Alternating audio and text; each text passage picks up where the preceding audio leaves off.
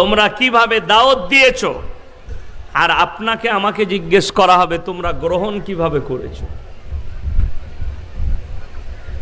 আপনার কাছেও সওয়াল আসবে, তোমার কানে কি আজান পৌঁছায়নি, কালমার দাওয়াত পৌঁছায়নি? আপনি বলতে বাধ্য হবেন অবশ্যই পৌঁছেছে। যেমন আজকে মুসলমান বিভ্রান্ত, মুসলমান পিছিয়ে, তার মারাত্মক কারণ হচ্ছে না দুনিয়াবি এডুকেশন আছে, না দিনী শিক্ষা আছে, দুটো থেকেই পেছিয়ে। এতগুলো মানুষ আপনারা বসেছেন, এখন যদি সমীক্ষা করা হয় 100 জনের মধ্যে 80 জন ভালো করে কোরআন পড়তে জানে না। ঠিক বললাম না ভুল বললাম? হ্যাঁ, ইমানদারির সঙ্গে কথা এটা। দ্বিতীয় নম্বর, প্রত্যেকটা মুসলমান জানে মুসলমান নরনারীর জন্যে দ্বীনি ইলম হাসিল করা ফরজ।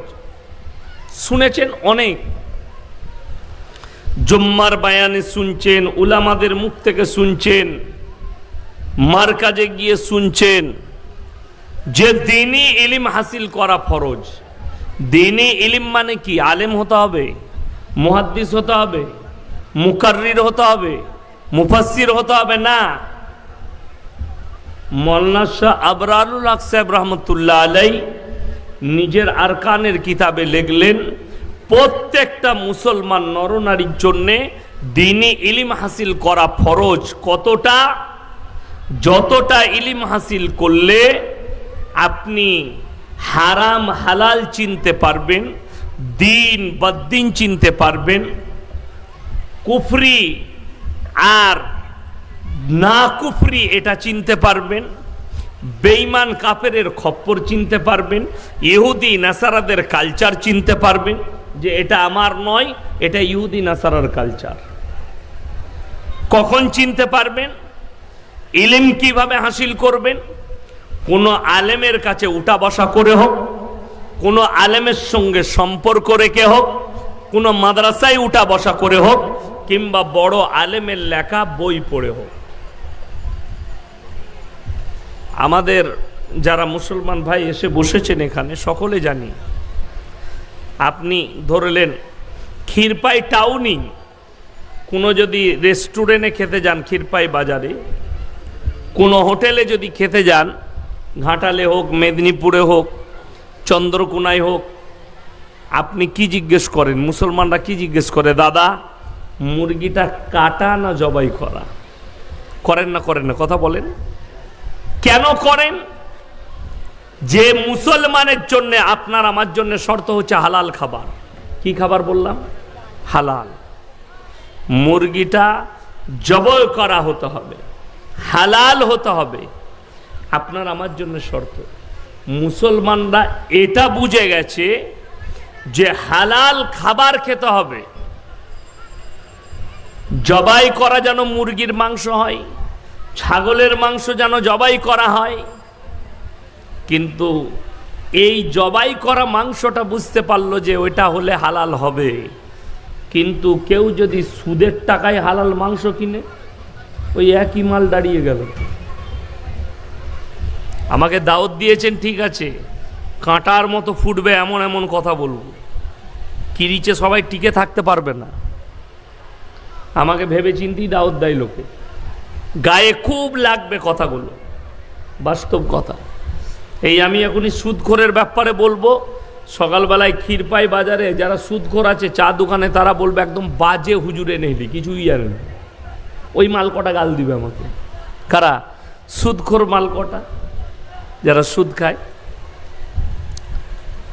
কষ্টের বিষয় এটাই, মুসলমান ছেলে হোটেলে বসে এক বোতল মদ খেয়ে নিচ্ছে, খাওয়া হয়ে গেলে তারপরে মুরগির মাংস কেনার সময় হোটেলে রুটি আর মুরগির মাংস খাবে, তখন বলছে বে মুরগিটা জবাই। হারাম করকে জুতো করে মার। প্রথমেই তো চালিয়ে দিয়েছিস মদ হারাম, ওটার বেঁচে লাভ আছে? কোরআনে আল্লাহ দুটো ওয়ার্ডে বুঝিয়ে দিয়েছেন, ওয়াহাল্লাল্লাহুল বাইয়া ওয়া হাররামার রিবা। তোমাদের জন্য ব্যবসাকে হালাল করেছি, আর সুদকে হারাম করেছি। আপনি সকালবেলায় উঠে 1 কুইন্টাল আলু নিয়ে ক্ষীরপাই বাজারে বিক্রি করুন, সারাদিনে 300 টাকা লাভ করলেন। আপনি সেই টাকায় যে মালটা কিনে খাবেন হালাল, সেই খাবারে যে রক্ত তৈরি হবে হালাল। কিন্তু যদি মুরগা খান, মুসাল্লাম খান, খাসি খান, টাকা যদি সুদের হয়, টাকাটা হারাম, খাবারটা হারাম, যে রক্ত তৈরি হলো সেটাও হারাম। সুদের সবথেকে নিম্ন স্তরের পাপ নিজের মায়ের সঙ্গে 70 বার ব্যভিচার করার সমান গুনাহ। মুসলমান বুঝে না, আপনাকে বুঝিয়ে দিই, আল্লাহর কসম করে বলছি, নবীজি সাল্লাল্লাহু আলাইহি সাল্লাম দুনিয়াতে এলেন, পায়ের চপ্পল থেকে পায়ের নিচে থেকে মাথার চুল পর্যন্ত প্রত্যেকটা আদব আমার নবীজি সাল্লাল্লাহু আলাইহি সাল্লাম শিক্ষা দিলেন। জোরে বলুন সুবহানাল্লাহ। প্রত্যেকটা আদব। আপনি কিভাবে বেঈমান কাফেরের জালে ফেঁসে যাচ্ছেন বলে দিই, এই স্টেজে প্রমাণ দেব, স্টেজেতে প্রমাণ দেব আমি। পানির বোতল বার করো একটা, দেন, খুলতে হবে না, আমার হাতে দেন। আগেকার মানুষরা আমাদের জন্য, হুজুরদের জন্য গ্লাস রেডি করতো স্টেজে, ঠিক কিনা কথা বলেন? এই পানির বোতলটা হচ্ছে ইহুদি নাসারাদের কালচার। 1 গিলাস পানি পান করতে গেলে নবীজি সাল্লাল্লাহু আলাইহি সাল্লাম 6টা আদব বলেছে। জোরে বলুন সুবহানাল্লাহ। আর ইহুদিদের কালচার নিলে একটাও আদব আর থাকবে না। এই পানির বোতলে পানি পান করা আর মদ খাওয়া দুটো সমান, গুনাহ হবে না। পানি পান করছেন হালাল, ঠিকই আছে, কিন্তু যেভাবে মদ পান করে ওইভাবেই পানি পান করছেন, আদব সরে গেল। নবীজি সাল্লাল্লাহু আলাইহি সাল্লাম বললেন, বিসমিল্লাহ বলে পানি পান করো, 3 নিঃশ্বাসে পানি পান করো। বোতল লাগিয়ে 1 নিঃশ্বাসে পানি চলছে, নবীর সুন্নত চলে গেল। কথাটা বুঝতে পেরেছেন না পারেননি? বিসমিল্লাহ বলে পানি পান করো, মোষটা যেন পানিতে না ডুবে, ডান হাতে গিলাসটা ধরো। কি বুঝলে? এ তো ইহুদি নাসারাদের কালচার। আমরা জালে ফেঁসে গেছি। ব্যবহার, জলসা, স্টেজ, বিয়ে, প্যান্ডেল, বাড়ি, সব জায়গায় ইউজ হচ্ছে। গ্লাস উঠে গেল, কারা করলে? ইহুদিরা। এই কথাটা আমার যখন প্রচার হবে কালকে ফেসবুক আর ইউটিউবে, আমাদের মুসলমানদের কিছু হারামখোর আছে, শিক্ষিত হারামখোর, তারা আমাকে গালি দিবে, বলবে এটা অশিক্ষিত মৌলবি, এদের মধ্যে স্ট্যান্ডার্ডই নাই।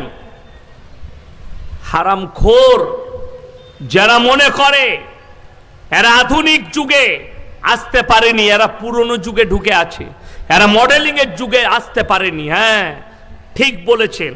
আমরা হুজুররা, আমরা মৌলবীরা আধুনিক যুগে ঢুকতে পারলাম না কেন? তোমার মতো ব্যভিচার করতে পারবো না, তোমার মতো জিনা করতে পারবো না, তোমার মতো মদ পান করতে শিখিনি, তোমার মতো বইয়ের কেক কেটে জন্মদিন পালন শিখিনি, তোমার মতো বেটার জন্মদিন পালন আমরা হুজুররা করিনি। ওই জন্য আমরা আধুনিকে আসতে পারিনি। গায়ে লাগবে কথাগুলো, কিন্তু বাস্তব কথা বলে যাচ্ছি। কোন ভাষায় অ্যাটাক করে এরা? আমাদিকে মাদ্রাসা ছাপ বলে অনেকজন। গোটা ভারতবর্ষে শুধু মুসলিম নয়, আমার যারা হিন্দু ভাই, দলিত, আদিবাসী ভাই, যাদের কানে আমার আওয়াজ পৌঁছাচ্ছে। বাজারে আমি একটু বাড়ির জন্য ফল কিনলাম, একজন বাবু বললে আমি আপনার জলসা শুনি, আমি হিন্দুদের ছেলে, আমি খুশি হলাম, তাকে দোয়া দিলাম। তো যারা আমার আওয়াজ শুনছেন, ভারতে হিন্দু, মুসলিম, দলিত, আদিবাসী প্রত্যেকটা জীবন ব্যবস্থা ভেঙে চুরমার হয়ে গেছে। কেউ নিজের ধর্মে স্ট্যান্ড নেই, না হিন্দু ভাইরা আছে, না মুসলিমরা আছে, না দলিত আছে, না আদিবাসী আছে। এই ধর্ম থেকে ভেঙে চুর চুর করার দায়িত্ব পালন কে করেছে জানেন? পৃথিবীর 1 নম্বর, সেটা হচ্ছে ইসরায়েল, ইহুদিরা। অ্যাকুয়াফিলা যে পানিটা আছে ওটা ইসরায়েলের প্রোডাক্ট।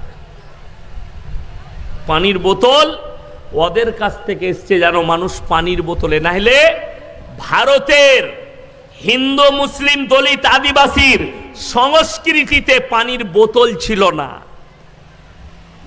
আপনার পাড়ার হিন্দু ভাইদিকে জিজ্ঞেস করুন, তারাও জীবনে পানির বোতলে পানি পান করেনি, জগ গিলাসেই পানি পান করেছে। ঠিক বললাম না ভুল বললাম? খুঁজলেন আপনার কৃপায় যে আমার হিন্দু ভাইরা বাস করে, তাদের কাছে সংস্কৃতি শেষ হয়ে গেছে। ভারতের সংস্কৃতি শেষ, এলো কাদের?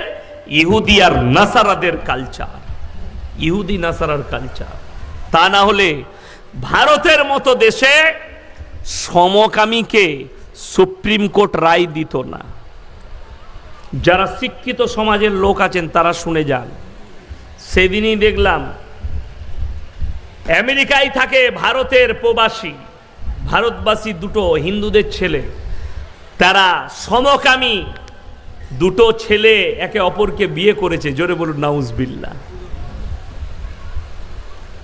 উত্তর 24 পরগনা বনগাঁ থানার ঘটনা। দুটোই আমার হিন্দু ভাই পরিবার, দুটো মেয়ে তারা সমকামী বিয়ে করেছে মন্দিরে গিয়ে। দুটো পরিবারের মাথায় ভাঁজ।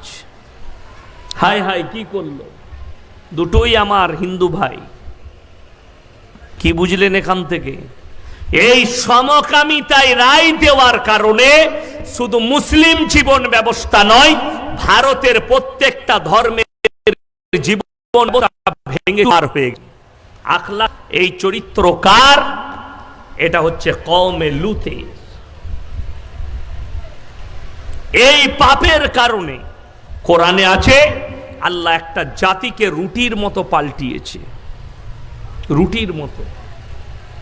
আজকে মুসলমান ভাই আপনাদিকে অনুরোধ করে যাচ্ছি, আপনার সন্তানকে ডাক্তার করুন, মাস্টার করুন, প্রফেসর করুন, ইঞ্জিনিয়ার করুন, কিন্তু অনুরোধ করে বলি তাদেরকে ধার্মিক করুন, দ্বীনি শিক্ষা দেন।